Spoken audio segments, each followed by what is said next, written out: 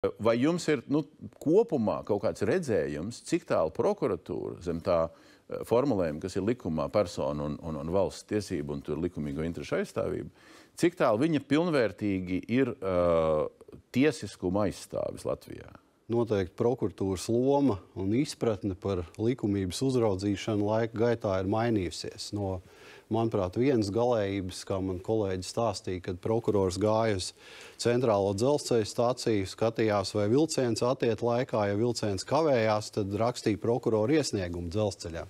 No viena absurda līdz tam, kad prokuratūra nodistancējas un neiesaistās kaut kādās lietās, kur patiesībā cilvēks ir nonācis bezizējas situācijā. Manuprāt, kad mums ir jānāk sabiedrībai pretīm, jābūt tuvāk, jājūt, kas notiek, kas sabiedrību satrauc un jāiesaistās tajās situācijās, ka tiešām ir bezcerība un nav kur vērsties. Bet pie jums, kā Rīgas tiesas apgabala prokuratūras virsprokurori, jau arī nonāk iesniegumi un sūdzības. Protams. Un ko jūs darat?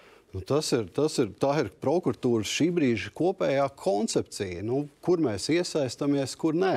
Atšūt no tiem iesniegumiem un sūdzībām, ja nav krimināls, tad nav tā, kā atšūt.